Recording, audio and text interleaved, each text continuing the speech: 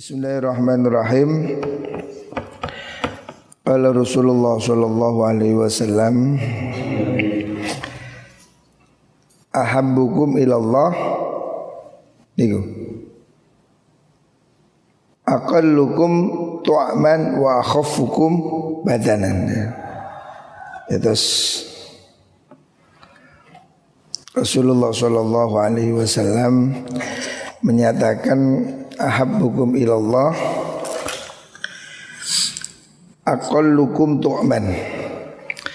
Orang yang paling dicintai Allah itu orang yang paling sedikit makan. Nah, jadi makan banyak ini tidak disukai oleh Allah. Orang hendaknya bisa membatasi diri ya. Jadi perut kita ini harus ada tempat, sepertiga makanan, sepertiga minuman, sepertiga harus kosong, jangan full ya. Maksimal itu 2/3 ya.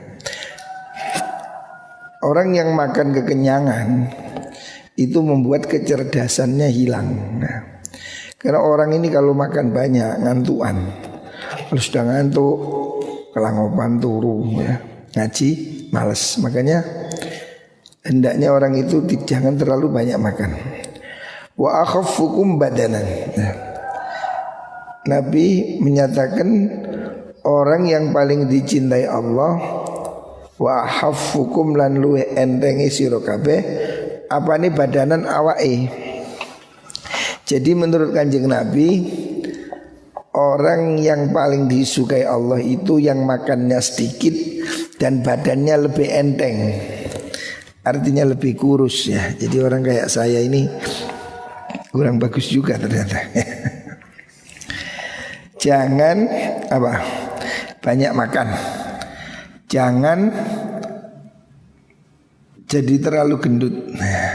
Tapi memang gendut ini ada yang watak ya. Saya ini sudah beberapa bulan tidak makan nasi, tapi ya sih gemuk ya.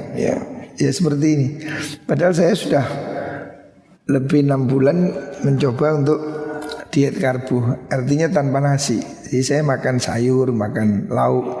Tapi sampai hari ini nyatanya ya masih masih gemuk aja gitu. Ono wong sing ini potongan kurus, dipai mangan akeh yo dibuak kabeh. Kayak bedil-bedilan. Ada yang begitu. Rawahu Dailami an Ibn Abbas. Ahibbu al-araba li thalathin. Kata Rasulullah, ahibbu demen sira kabeh, cintailah al-araba pada orang Arab ya. Arab, cintailah Arab. Arab dalam arti suku ataupun bahasa. Li thalathin karena telung perkara.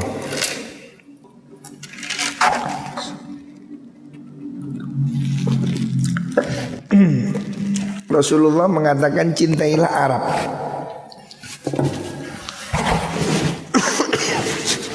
Cintailah Arab, orang Arab, suku Arab, bahasa Arab ya. Rasul menyuruh mencintai ya. Karena apa? Alasannya 3 hal. Ada 3 hal yang membuat kita disuruh mencintai Arab ya. Yang pertama, li'anni Arabiyun. Karena saya ini orang Arab, kata Nabi ya. Memang Kanjeng Nabi itu bukan orang Sunda ya. Kanjeng Nabi orang Arab ya. Hari ini harus diakui. Jadi kita tidak perlu anti Arab ya. Memang Kanjeng Nabi ya Arab ya. Jadi tidak perlu dipertentangkan saya Jawa atau saya Arab ya. Semua suku itu sama, tetapi kita mencintai Arab karena 3 hal. Yang pertama, li'anni Arabiyun, karena saya, kata Nabi, saya ini orang Arab ya. Yang kedua, wal Qur'anu Arabiyun. Quran itu juga bahasa Arab ya. Memang aslinya diturunkan Quran dalam bahasa Arab. Ini tidak bisa diungkir ya. Quranan Arabiyah ya. Jadi berkali-kali kata-kata Quran bahasa Arab itu disebutkan dalam Al-Quran ya. Arabiyyum mubin kan gitu kan. Jadi Quran itu memang sastra Arab yang tinggi ya. Jadi itu fakta. Wa kalamu ahlil jannah utawi omongane ahli swarga, bahasa ahli surga, fil jannati ing dalam swarga iku Arabiyun yo bahasa Arab. Besok di surga juga bahasa Arab. Lah di neraka mbuh karo tidak diterangkan di sini ya. Dulu teman-teman saya waktu belajar bahasa Arab, saya dulu di Lirboyo punya guru bahasa Arab dari Mesir. Nah mereka selalu bilang begitu. Jadi belajar bahasa Arab karena Nabi Arab, Quran Arab, dan ahli surga itu berbahasa Arab. Terus ada yang protes, neraka gimana? Ya neraka saya tidak tahu. Pokoknya yang surga itu bahasa Arab. Rawahu Tabrani wa ghairuhu. Ini hadisnya riwayat Imam Tabrani. Ihtarisu minan nasi bisu'idh dzan. Ihtarisu jogo sira kabeh. Minan nasi sangking menungso bisu'idh dzanni kelawan suudzon. Ya. Loh kok Nabi menyuruh kita suudzon maksudnya gimana gitu. Nabi kok menyuruh suudzon. Ini pada kasus yang berbeda ya. Jadi ada hadis yang satu mengatakan ijtanibu, bukan hadis malah Al-Quran, ijtanibu katsiran minadh-dhann fa inna ba'dadh-dhanni ismun ya. Jadi kamu jangan banyak berburuk sangka. Sangkaan itu wa inna dhanna akdzabul hadis ya.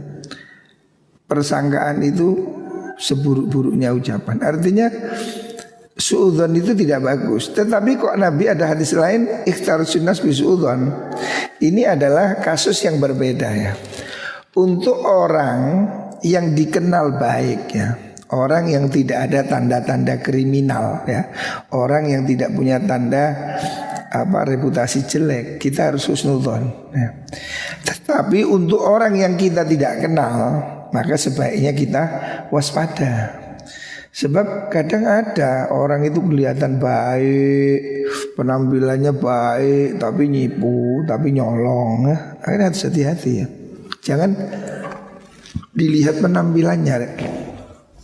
Pernah kasus ini di Kediri zaman saya masih mondok. Di Lirboyo saya diceritai almarhum Mbah Idris.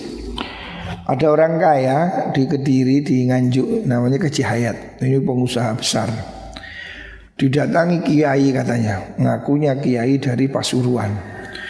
Itu orangnya pakai jubah, sorban ya, pakaiannya itu pakaian kiai, bawa mobil, bawa ajudan, bawa santri. Kelihatannya kayak yes kiai bener, wong jubahan, sorbanan sudah. Setelah itu minta uang. Jadi dia itu spesialis datangi pejabat, apa itu bupati, kapolres, orang kaya datang. Sehingga datang pada orang kaya ini yang temennya Mbak Idris. Dia datang ke situ memang kayak ada magic, ada gendamnya. Minta uang. Dikasih 3 juta, enggak mau. Mintanya sekian puluh juta. Wah, orangnya curiga, masa kiai narget. Telepon Mbak Idris. Ya ini gitu pun dia ada kiai dari sini minta uang. Mbak Idris itu orang lugu ya, orang sederhana. Anu Ci, lapor polisi suruh tangkap. Tidak mungkin ada kiai begitu, apalagi kiai Pasuruan.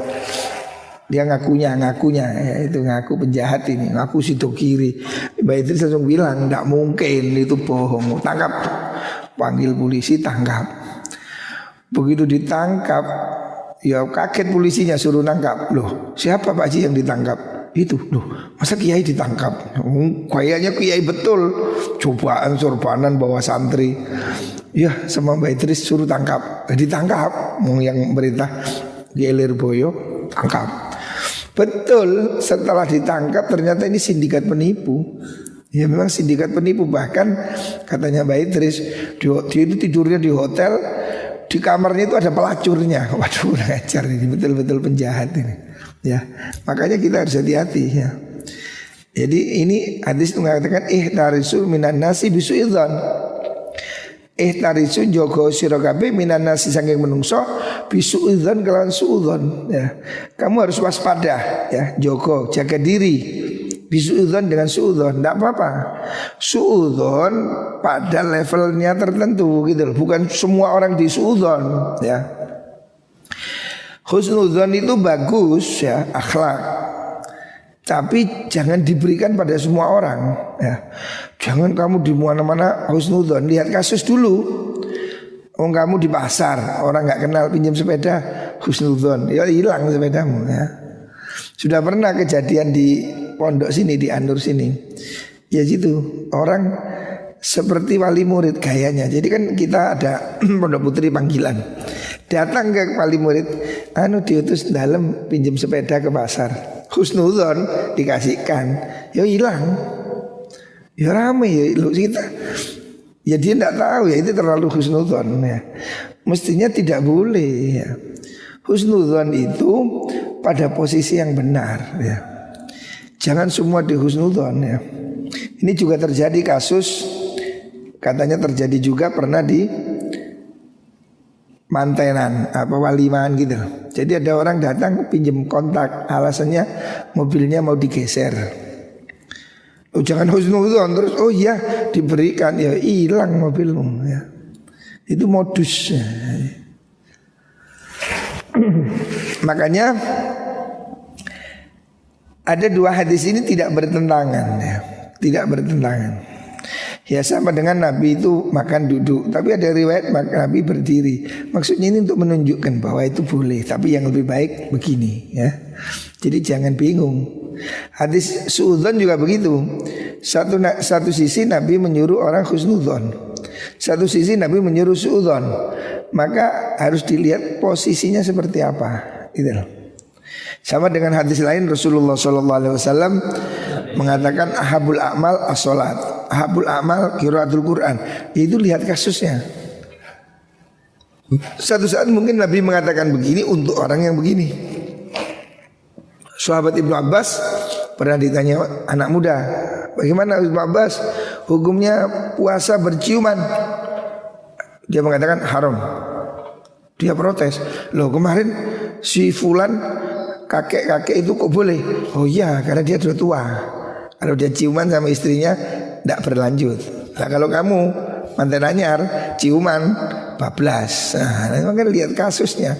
Jadi obat ini melihat penyakitnya gitu. Di sini Nabi mengatakan jagalah manusia dengan suudzon. Artinya kamu harus waspada ya. Apalagi hari ini ya. Hari ini kan banyak kasus ya ekonomi sulit, banyak kasus kriminal. Jangan kamu pakai husnudzon semua. Ada orang ketuk pintu, lihat dulu. Jangan-jangan modus ya. Lah ini perlu juga waspada ya. Walaupun suudzon itu jelek ya kalau untuk kepada orang baik-baik ya. Jangan suudzon pada kiai, jangan suudzon pada ulama, jangan suudzon pada pemerintah, jangan suudzon kepada orang yang bukan penjahat ya. Jangan suudzon pada orang baik-baik. Tetapi sebaliknya jangan husnudzon pada orang yang tidak dikenal. Dia perlu waspada, hati-hati ya. Hati-hati ini perlu juga ya. Ini hadis riwayat Imam Ahmad dan Imam Al-Baihaqi ya. Jadi kasus ini untuk kita menjadi waspada ya. Menjadi waspada bahwa tidak semua orang di dunia ini baik. Dunia ini tidak semua malaikat dan tidak semuanya iblis ya. Di dunia ini semua ada ya, ada malaikatnya ya. Artinya orang baik seperti malaikat ada. Yang jahat seperti iblis juga ada ya. Jadi hati-hatilah ya. Ini harus bisa menempatkan diri. Banyak kasus umpamanya di desa ya, menjelang hari raya anak gadisnya dijak kerja, dibawa ke kota. Oh itu banyak yang jatuh kepala curang. Karena yaitu tidak dilihat dulu kerja di kota kerja apa ya. Jangan kerja di panti pijat. Nah, kan beda, bukan panti asuhan. Nah maka banyak orang menjadi tersesat ya. Harus hati-hati ya. Pada orang yang belum kita kenal harus hati-hati. Tetapi jangan ini menjadi sikap yang utama ya. Sikap utama kita husnudzon ya. Semua orang yang baik, kelihatan baik, kita husnudzon ya. Akan tetapi jangan mengurangi sikap waspada ya. Ahbib habibaka haunamma. Ahbib habibaka ing kekasih sira haunamma kelawan sedengan. Cintailah kekasihmu secara sederhana saja ya. Jangan berlebihan mencintai orang, sederhana aja. Jangan terlalu fanatik ya. Kadang kita ini mencintai orang udah mati-matian, padahal belum tentu dia itu baik. Ternyata ada hal yang membuat kita kecewa ya. Jadi cinta itu sedengan aja, jangan berlebihan ya. Jangan mencintai sedemikian rupa ya, membabi buta. Dulu menurut ingat saya menurut Mutiara anak muda itu, jangan mencintai yang sedemikian panas ya. Karena api yang panas akan segera padam. Banyak orang yang waktu pacaran udah menggebu-gebu sampai nekat kawin lari, setelah itu cerai. Itu banyak kasus seperti ini, banyak ya. Saya punya teman yang mulai kuliah, pacaran, menikah, cerai. Saya bilang, loh ngapain kamu cerai? Oh ini tidak cocok, tidak ini. Loh lah itu kan pacarmu. Iya ya, seperti itulah. Cinta yang terlalu panas akan segera padam ya. Jadi kalau kamu mencintai, cintai tapi sederhana, haunamma, ada kata-kata ma itu. Sedikit aja ya, enteng, ringan aja ya. Asa ayyakuna baghidaka yaumamma. Asa ayyakuna menawa yen ta ana sapa mengkono habib iku baghidaka wong kang den sengiti sira yaumamma ing dalam suci dina. Jangan-jangan dia itu akan kamu benci di suatu hari lagi ya. Jadi jangan mencintai orang berlebihan. Karena apa? Mungkin suatu saat kamu akan membenci dia sehingga kamu nyesel banget ya. Udah kamu cinta mati ya, habis-habisan semua kau berikan. Terus suatu saat dia mendua atau berkhianat, kamu akan sakit luar biasa ya. Makanya gunakan akal sehat ya. Jadi gunakan perasaanmu itu jangan dengan bijak ya. Nah, jadi jangan kamu pertaruhkan hidupmu pada satu hal ya. Cinta juga begitu. Cintai kekasihmu sederhana ya. Jangan berlebihan ya. Karena apa? Kalau kamu berlebihan, nanti kamu akan kecewa. Ketika kamu mendapat sesuatu yang tidak menyenangkan, kamu akan kecewa. Wah ternyata nyesel ya. Suatu saat mungkin kamu akan membencinya. Kalau kamu terlalu mencintai dia, kalau benci menjadi bencinya banget ya. Kamu itu akan sakit. Ditusuk orang dari belakang itu sakit.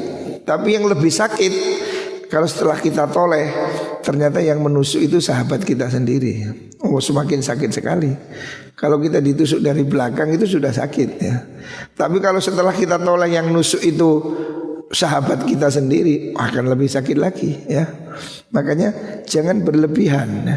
Mencintai jangan berlebihan, membenci juga jangan berlebihan ya. Sedang aja. Wa abghid lan benduo siro, bencilah atau tidak sukailah bagi doka ing musuh siro, orang yang kau benci, haunamma kelawan sedengan. Kalaupun kamu harus benci, benci yang sederhana aja, jangan terlalu benci ya. Nanti setelah benci jadi rindu ya. Jangan terlalu benci ya. Orang benci itu kata orang Jawa geting nyanding ya. Orang benci itu seringkali kemudian malah ketularan ya. Jangan membenci berlebihan. Asa ayyakuna habibaka yaumamma. Asa ayyakuna menawa yen ta ono sapa baghid iku habibaka kekasih sira yaumamma ing dalem suci dina. Mungkin orang yang hari ini kamu benci ya, mungkin suatu saat dia jadi kekasihmu ya. Ya kita tidak tahu kan. Orang ini kadang cinta jadi benci, kadang dari benci jadi cinta. Makanya jangan berlebihan.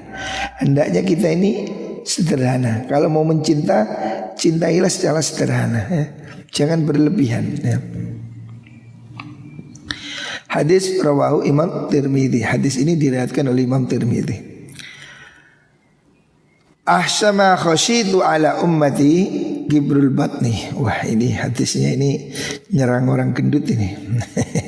Ahsama utawi luweh nguatire perkara, sesuatu yang paling mengkhawatirkan ya. Khosyitu kang wedi ingsun, sesuatu yang paling saya takuti, kata Rasulullah sallallahu alaihi wasallam, ala ummati ingatasi umat ingsun ya. Sesuatu yang paling saya takuti itu apa? Kibarul batni, itu gedene weteng. Ini mengkritik yang gendut-gendut ini, termasuk saya ini. Jangan jadi orang gendut besar perut ya. Masya Allah. Ini termasuk hal yang ditakuti Kanjeng Nabi ya. Ya ini mungkin besar perut dalam arti yang makanan yang haram ya, berlebihan lah. Wa mudawamatun naumi, lan nglanggengi turu. Rungokno. Nabi tidak suka kamu banyak tidur ya. Itu loh, Nabi tidak suka banyak makan. Nabi juga tidak suka kalau kamu banyak tidur. Tidur ini harus kamu batasi ya. Kata Imam Ghazali ya, coba perhatikan. Imam Ghazali mengatakan dalam kitab Ihya, dalam kitab Bidayah, kalau kamu sehari tidur 8 jam, ya ini tidur maksimal ya. Orang rata-rata itu tidurnya 6 jam maksimal 8 jam. Tapi orang-orang hebat ya, orang hebat seperti Gus Dur, Habibie, itu tidurnya cuma 4 jam. Kalau kamu tidur 8 jam sehari, hitungan dewe, kontrol dirimu sendiri. Malam berapa, pagi berapa, siang berapa. Kata Imam Ghazali, kalau kamu tidur satu hari 8 jam, ya seandainya 8 jam kamu tidur, mulai jam berapa? Mulai jam 8 malam, 9, 10, 11, 12, 1, 2, 3, 4. Habis isya sampai subuh. Seandainya ini belum termasuk pagi. Kalau kamu tidur 8 jam aja, atau malam 6 jam, pagi 2 jam. Kalau kamu tidur sehari 8 jam, kata Imam Ghazali, dan usiamu 60 tahun, seandainya kamu diberi usia 60 tahun ya, seandainya kamu hidup 60 tahun, tidur 8 jam sehari, maka kata Imam Ghazali berarti kamu dalam hidupmu, kamu tidur sama dengan berapa? 20 tahun. Berarti kamu tidur 20 tahun. Gak sadar kamu. Kau itu sehari ini berapa jam? Sehari ini 24 jam. 8 jam itu kan berarti sepertiga dari 24 jam. Bener gak? 8 kali 3 berapa? 8 kali 3 sama dengan 20. 8 kali 3 sama dengan 24. Sehari semalam ini 24 jam.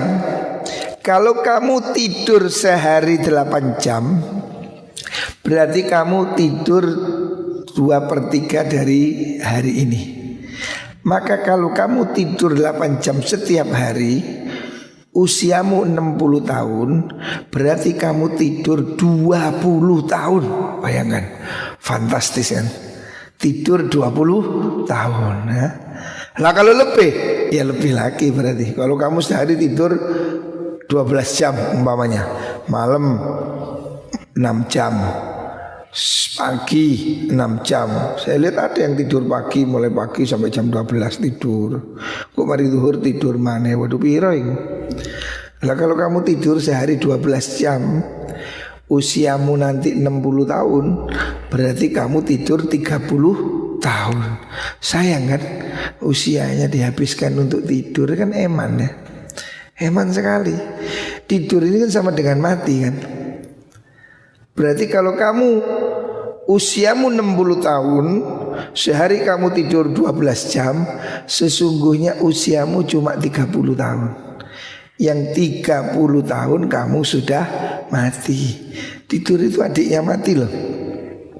Makanya Rasulullah SAW mengajarkan kalau bangun tidur, alhamdulillahilladzi ahyana ba'dama amatana wa ilaihin nusur. Puji Allah yang telah menghidupkan aku setelah mati. Jadi tidur itu bagian dari mati ya. Jadi kalau kamu suka tidur, berarti kamu ini sudah setengah mati sudah ya. Ayo geraya ono citoke dewi-dewi ya. Makanya saya bilang supaya produktif pagi jangan tidur. Gunakan apa? Gunakan yang produktif. Imam Ghazali mengajarkan habis subuh itu jangan tidur. Habis subuh itu kamu buat untuk zikir, ngaji, wirid ya. Setelah itu apa? Kalau kamu kerja, kerja. Kalau kamu ke sekolah, sekolah. Kalau tidak, ya habiskan waktumu untuk baca Al-Quran, berzikir, baca kitab ya. Jangan tidur. Karena apa? Eman, usia kita ini eman. Jadi kamu hitung sendiri, kamu sehari tidur berapa jam. Kalau kamu sehari tidur 8 jam ya, menurut Imam Ghazali ya. Ini Imam Ghazali, masa kamu gak percaya? Berarti ya sudah gelap sekali ini. Imam Ghazali mengajarkan kalau kamu tidur 8 jam sehari dan usiamu 60 tahun, berarti kamu sudah tidur 20 tahun ya. Sia-sia sekali ya, eman ya. Makanya jangan banyak tidur ya. Apalagi santri-santri yang di rumah ya. Saya ingetin itu anak-anak yang di rumah, ibunya bangunin, jangan boleh tidur ya. Karena tidur pagi ini kebiasaan ya. Orang ini kalau dibiasakan pagi tidur ini memang nikmat ya. Habis subuh diberi kemul itu Masya Allah melebihi sate gulai. Enaknya itu ya. Terus tidur bangun jam 10. Memang enak ya, tapi itu namanya malas ya. Orang tidur pagi itu malas ya. Indikasi malas. Makanya Rasulullah SAW, Kanjeng Nabi itu menyuruh kita jangan tidur. Makanya Nabi mendoakan Allahumma barik li ummati fi bukuriha. Ya Allah berkahi umatku di waktu pagi. Makanya orang pagi itu jangan tidur, bekerja, berzikir, bersekolah ya. Apa kamu kerjakan apa yang bisa kamu lakukan. Kata Imam Syafi'i, kalau orang kamu pagi tidur, kamu gak bisa kaya, sulit kaya. Karena apa? Kamu tidak dapat bagian doanya Nabi. Nabi mendoakan umatnya supaya berkah di waktu pagi. Nah kalau kamu tidur, kamu tidak dapat bagian ya. Makanya orang tua kita dulu, ayah saya ini nggak boleh anak tidur pagi hari, tidak ada. Selama saya masa kecil saya ya hidup sama orang tua saya, tidak ada tidur pagi. Kalau tidur pagi disiram sama ayah saya, ya nggak ada. Lah begitu saya mondok di Kediri nih, Kediri ini memang siklusnya beda, sekolahnya malam. Saya dulu sekolah itu malam jam 11 malam. Terus lalaran jam 2:11 malam. Musyawarah-Fatul Qorib jam 2 malam. Di sana itu malam, pagi banyak anak tidur. Ya ayah saya gak suka. Kalau saya pulang itu ayah saya pasti tanya, kamu jamaah subuh apa enggak? Gitu. Jadi pertama saya mondok itu pulang di screening sama ayah saya, jamaah subuh apa enggak? Makanya saya takut. Jadi dulu saya ini sampai berusaha tidur di serambi, di musola, di masjid. Karena apa? Teman saya di kamar itu rata-rata gak jamaah subuh. Itu sudah kebudayaan lama ya. Pagi rata-rata tidur. Tapi ayah saya gak boleh. Jadi saya pertama mondok pulang itu ditanya, kamu jamaah subuh apa enggak? Nah saya bilang ya kadang jamaah kadang enggak. Ayah saya bilang gak boleh, kamu harus jamaah. Jadi ayah saya itu menekankan gitu, mondok, kunci mondok barokah harus sholat jamaah. Harus sholat jamaah. Makanya saya dulu itu tidurnya di serambi. Di Lirboyo itu ada beduk, tahu beduk? Cidor itu. Jadi saya itu tidur di bawahnya beduk. Sehingga sebelum subuh itu kan beduk ditabuh. Jedor. Kadang itu pentungnya itu saya buat bantal. Kan kalau mau ditabuh kan cari, diambil, bangun saya. Ya karena apa? Itu sebab orang tua saya pesan begitu. Jangan sampai gak jamaah subuh. Makanya saya dulu sampai tidur di serambi itu. Tapi zaman dulu ya di pondok, tidur di lantai itu gak masuk angin. Enak itu. Dulu saya di pondok tidur ya gak pakai kasur, gak pakai karpet ya. Tidur gelundung di tehel itu. Kok gak apa-apa ya, gak masuk angin. Coba saiki kelegean. Zaman dulu saya itu tidur di lantai itu enak aja tuh. Dan buahnya anak Lirboyo itu tidur serambi buahnya banyak sekali ya. Karena apa? Memang kepingin tujuannya supaya bangun subuh. Jadi subuh ini harus kamu perjuangkan ya.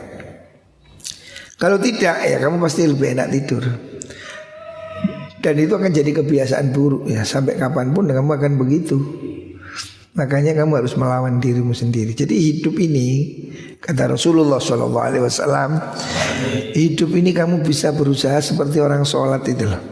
Hendaknya kamu jadi orang yang mau mengikuti aturan seperti jamaah itu. Jamaah itu kan kamu harus lurus ya. Jadilah kamu itu lembut di tangan orang lain. Nggak boleh kamu jamaah saya sholat sendiri. Nggak boleh. Jamaah ya kamu harus ikut imam. Imamnya ruku, kamu harus ikut ruku. Nggak boleh kamu mokong. Nggak, suka-suka aku mau berdiri. Nggak bisa. Itu namanya membangkang. Kata Rasulullah SAW, hendaknya kamu itu hayyinan layyinan. Jadi orang itu yang mudah dan lembut. Jangan jadi orang itu kaku ya. Kalau kamu hidupmu kaku, kamu akan hidupmu itu menjadi banyak benturan. Kamu lihat pohon pring itu, pohon bambu itu.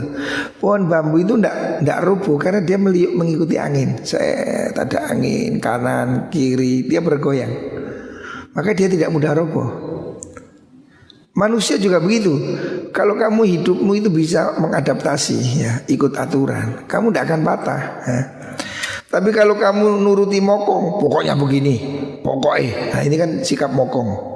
Sama dengan jamaah kamu, enggak, aku enggak mau rukuk, sujud, aku mau sujud sendiri. Ya, kamu kalau enggak mau ikut aturan, ya tidak sah jamaahnya ya. Jadi hidup ini seperti sholat berjamaah. Jamaah ini contoh aturan hidup yang baik dan benar. Hendaknya semua itu manut pimpinan. Ya, kamu harus mau meluruskan shaf ya. Kamu harus mau tertib ya, berjajar. Enggak boleh kamu walaupun Presiden Jokowi enggak boleh terus saya enggak mau sholatnya 1 meter di atas yang lain. Enggak, ya sama aja ya. Jadi jadikan kamu itu lembut di tangan orang lain. Jadi kamu itu ikutlah aturan. Maka hidupmu akan menjadi senang.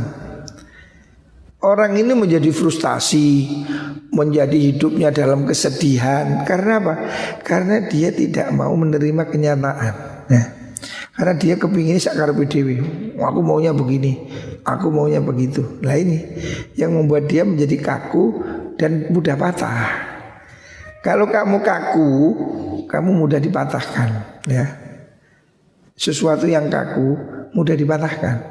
Besi, kaku, dipatahkan gampang, geraji patah ya. Tapi kalau kamu itu lembut, tidak bisa dipatahkan. Seperti air. Air tidak bisa dipecah. Air tidak bisa ditusuk.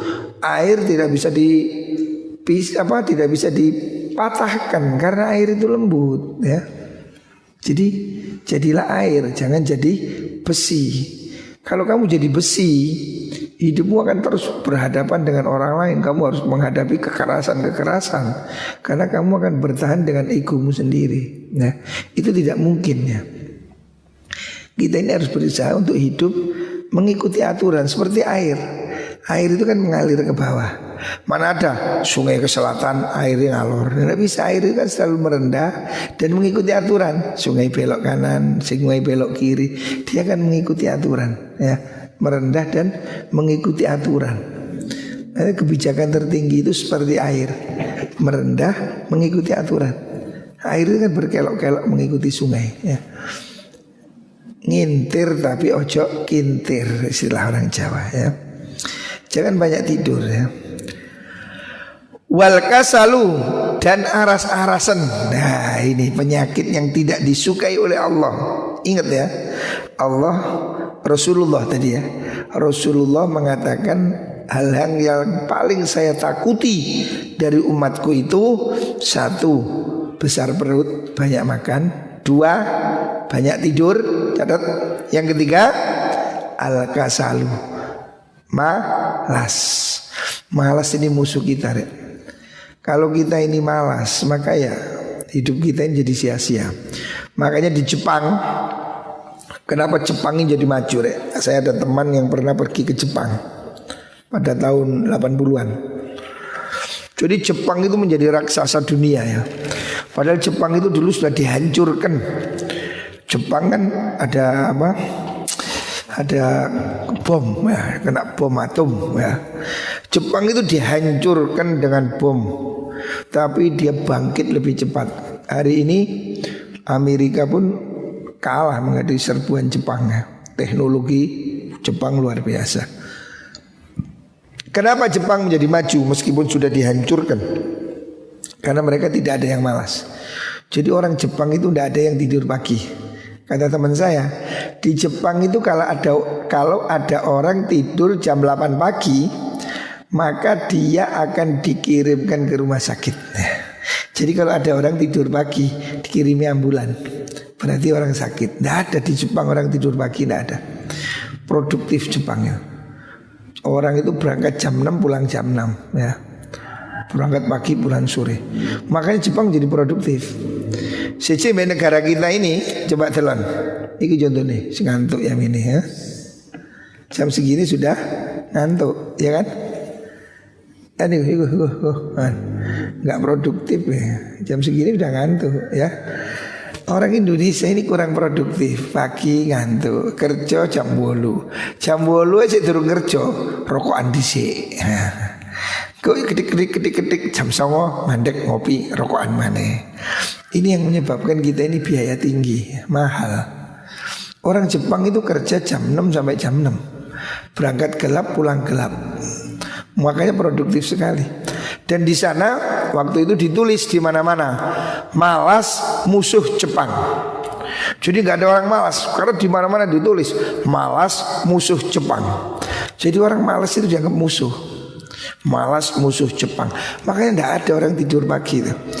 Jadi kalau ada orang jam 8 tidur, dikirimi ambulan bawa ke rumah sakit. Hanya orang sakit yang tidur pagi. Orang sehat tidak ada tidur pagi.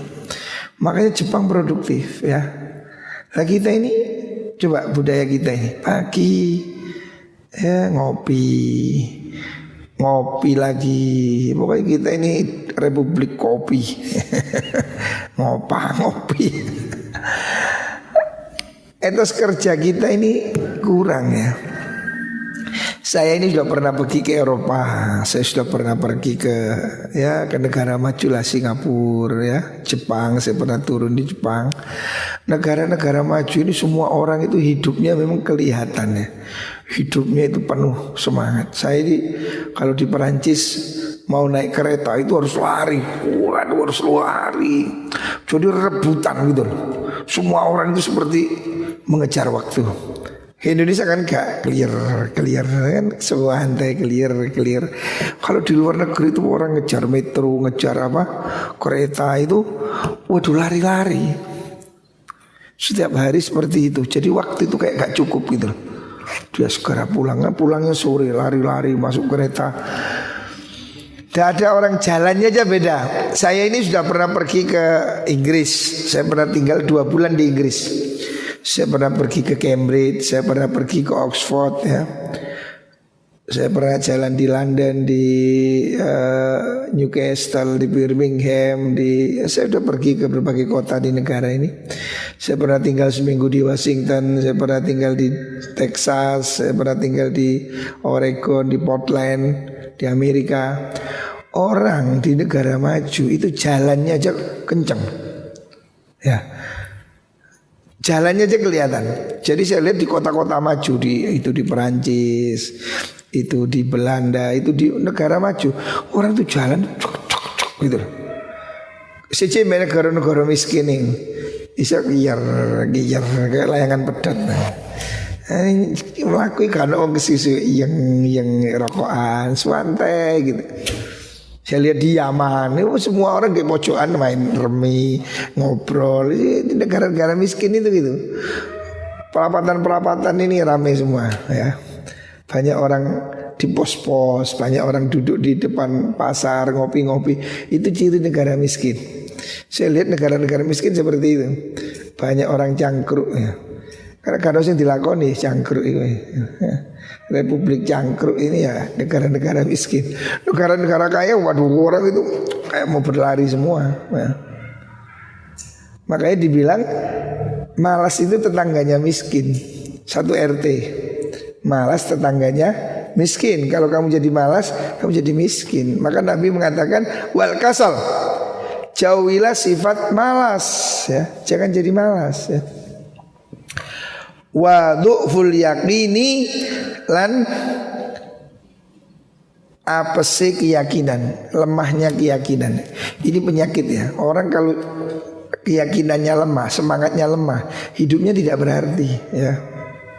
Makanya Rasulullah Shallallahu Alaihi Wasallam, ada sebuah riwayat Abi Umamah, ada sahabat itu tidur waktu siang hari, dia itu tidur di masjid. Nabi tanya, kenapa kamu tidur? Sumpek kanjeng Nabi. Kenapa? Banyak utang.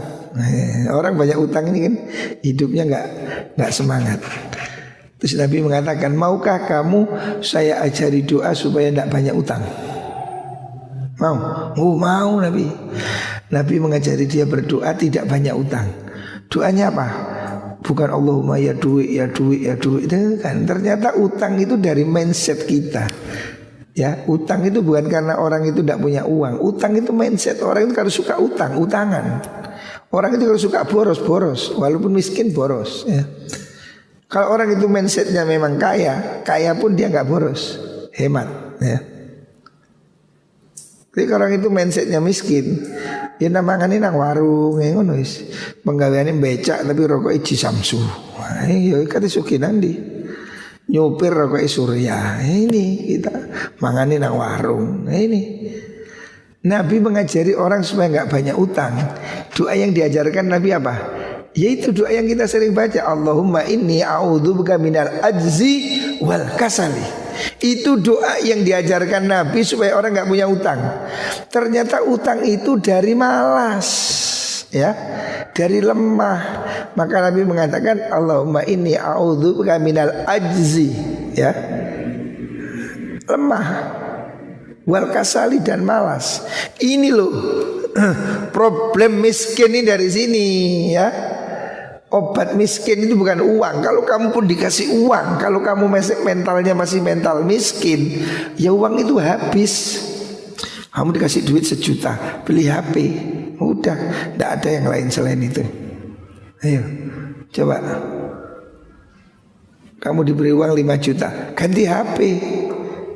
Yang kamu pikirkan menghabiskan uang, bukan beli kambing, beli sapi. Ini mental miskin.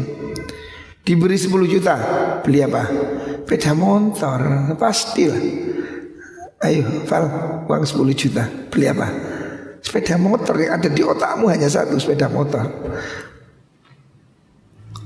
Kalau kamu mentalnya miskin. Karena apa? Orang miskin itu pikirannya cuma menghabiskan uang. Tapi orang kaya pikirannya bagaimana uangnya ini bertambah. Makanya kalau orang itu mentalnya kaya, dikasih duit 1 juta, bukan beli handphone, beli kambing. Kambing anakan. Sekarang beli kambing.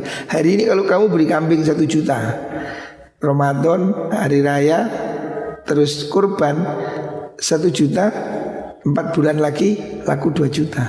Untung 100% kan. Tapi kalau hari ini kamu beli HP 1 juta, 4 bulan lagi dijual laku berapa? Laku berapa? 500. Saya dulu punya iPhone, ini iPhone juga. Dulu saya punya iPhone, namanya waktu masih iPhone 5 dulu, harganya 9 juta. Terus habis wudhu jatuh, rusak, saya jual, laku berapa? 500 ribu. Handphone 9 juta, kalau dijual cuma laku berapa? 500 ribu. Coba 9 juta itu saya belikan sapi ya. Coba 5 juta itu saya belikan sapi ya. 1 tahun jadi berapa?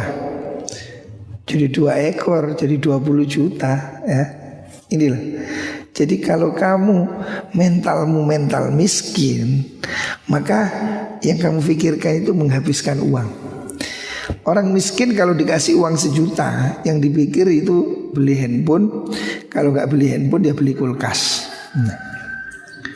Kalau dikasih 5 juta, ya itu beli sepeda lah, elek-elekan. Dikasih 10 juta, tukar tambah, beli Revo. Nah, fikirnya bagaimana duit itu segera dihabiskan. Ini yang membuat orang miskin tambah miskin. Tapi kalau orang kaya dikasih duit 1 juta, mental kaya, beli kambing. 5 juta beli sapi. Sehingga dalam tempo 10 tahun anak beranak, duit 5 juta bisa jadi 100. Karena apa? Kambing mana berlipat-lipat. Tapi kalau kamu beli handphone 5 juta, 5 tahun lagi 200 ribu, tidak ada artinya ya. Makanya jangan membiasakan pola hidup konsumtif ya. Jangan kamu suka jajan ya. Kata ibu saya dulu kalau ngajari, la iso resek dadi duit, ojo duit dadi resek ya. Jangan sampai duitmu jadi sampah ya. Beli baju, toh nanti jadi sampah. Kalau ibu saya dulu ngajarinya, ibu saya itu nggak suka beli baju, belinya emas. Tuh, ibu saya ini tidak sekolah tapi cerdas finansial. Yang dibeli emas, karena emas itu tidak ada matinya, naik terus ya. Zaman saya menikah dulu tahun 95, emas 1 gram 50 ribu 50 ribu aja. Hari ini berapa? 1 juta. Hari ini emas 1 gram 1 juta. Naik berapa kali lipat? Naik 20 kali lipat. Naik 2000%. Bayangkan 2000%. Ini loh cerdas. Ibu saya dulu begitu. Ibu saya itu kalau punya uang beli cincin, cincin dinaikkan jadi gelang, gelang dinaikkan jadi kalung, sehingga duitnya itu berkembang ya. Duit jangan jadi sampah. Tapi kalau duit itu kamu belikan baju, wis tah baju bagus, setahun dijual laku apa enggak? Laku enggak? Enggak laku, dijual jadi gombal. Kamu beli sarung BHS, wah berapa? 1 juta. 1 tahun laku berapa? Tidak laku, jadi gombal, ya kan? Makanya ibu saya dulu mengajari saya jangan suka beli baju, jangan jadi gombal, jangan jadi sampah. Kalau bisa sampah jadikan uang. Sekarang sampah kan jadi uang. Ya, kalau kamu mau rajin itu kita punya pengolahan sampah. Botol-botol dikumpulkan, dijual jadi uang. Kardus-kardus dikumpulkan jadi uang. Kalau bisa uang sampah jadikan uang. Jangan uang kamu jadikan sampah ya. Ini gaya hidup yang harus kamu ya. Jangan jadi malas ya. Ini sekali lagi saya ingatkan, malas itu tetangganya miskin ya. Nabi mengajarkan jangan malas. Indikasi apa? Tidur. Ini lengkap sudah. Ingat ya, jangan banyak makan, jangan banyak tidur, jangan malas, jangan lemah. Du'ful yakin ya. Itu hal yang ditakutkan oleh Rasulullah Sallallahu Alaihi Wasallam. Kalau kamu umat Nabi, dengerin ini dawuhnya Nabi. Kamu mau dengerin siapa lagi? Ini dawuhnya Nabi. Kamu masih mau ngeyel? Kamu mau dengerin siapa? Kalau Nabi tidak kamu dengar, kamu mau denger siapa lagi? Ya. Makanya ayo ngaji ini kita amalkan ya. Ini kita ngaji hadis ini seakan kita sedang mendengar nasihat langsung dari Rasulullah Sallallahu Alaihi Wasallam. Karena ini semuanya dawuhnya Kanjeng Nabi. Kalau kamu dituturi Kanjeng Nabi tidak mempan, tidak ada lagi sudah. Ya. Rasulullah itu orang yang terbaik di muka bumi ya. Makanya ayo ngaji ini catat, lakukan ya. Jangan banyak makan, jangan banyak tidur, jangan malas, jangan lemah. Du'ful yakin, keyakinan yang lemah. Kamu harus yakin deh, hari ini semua takut corona. Ya udah kita harus waspada, tapi keyakinan harus kuat di hati bahwa kita ini harus kuat ya. Yakinlah Allah Maha menolong, Allah Maha membantu, Allah Maha kuasa. Bersandarlah pada Allah. kuatkan keyakinanmu ya. Jangan menjadi lemah, jangan jadi takut. Waduh, takut. Ya kamu takut pun tidak menyelesaikan masalah. Yakinlah ya. Semua badai pasti berlalu. Habis gelap pasti terbitlah terang. Inna ma'al usri yusra. Ya, yakinlah Allah sudah mengulang berkali-kali. Inna ma'al usri yusra ya. Jangan takut dengan kesulitan. Sebab kesulitan itu setelahnya pasti ada harapan ya. Hari ini ada musim corona. Ya kita sabarlah. Memang kadang manusia itu gak telaten ya. Ada sesuatu yang besar setelahnya. Kamu lihat Nabi Isa. Nabi Isa itu ibunya namanya siapa? Ibunya Isa namanya Maryam ya. Nah Maryam, perempuan suci Maryam, tidak punya suami, hamil. Sedih sekali. Sampai dia berharap ingin mati aja. Ya laitani mitu qabla hadza. Aduh kenapa saya nggak mati aja gitu. Jadi Maryam pun pernah mengalami kesedihan luar biasa. Lah memang hamil nggak ada suaminya deh. Hamil langsung dari Allah, bukan dari kucing garong ya. Hamil. Ya sedih. Sampai dia ingin mati. Ya laitani mitu qabla hadza. Ya Allah kenapa saya nggak mati aja ya. Maryam pun dia ingin mati. Tapi dia tidak tahu kalau di perutnya akan lahir Nabi Isa ya. Jadi orang yang sedang mengandung Nabi pun merasakan kesedihan ya. Merasakan kesedihan sampai ingin mati. Padahal setelah itu dia tidak tahu bahwa di perutnya akan lahir manusia luar biasa yang namanya Nabi Isa ya. Artinya dari kesedihan akan lahir harapan. Maryam bersedih. Dia tidak tahu bahwa akan lahirlah Isa ya, yang disebut dengan juru selamat. Nah, katanya orang sono. Kalau kita mengatakan Isa al-Masih, Nabi yang hebat, yang bisa menghidupkan orang mati, bisa membuka mata orang yang buta. Jadi ada orang buta asli ya. Disuwek, dicukit, motone dikai lempung iso ketok. Oh, luar biasa ya. Itu dulu ibunya apa? Kepingin mati. Jadi kamu jangan patah hati ya. Maryam aja waktu mengandung Isa itu ingin mati. Hidup sudah susah, tapi dari kesusahan itu lahirlah harapan. Nah, hari ini kita takut corona. Oh, iya boleh, waspada. Ya, waspada. Tapi jangan kehilangan harapan. Ya, mungkin setelah ini akan ada kebaikan-kebaikan ya. Semoga corona ini segera bisa diselesaikan oleh Allah Subhanahu wa taala. Yang memberi penyakit adalah Allah, yang mengangkat juga Gusti Allah. Semoga semua diangkat penyakitnya oleh Allah Subhanahu wa taala.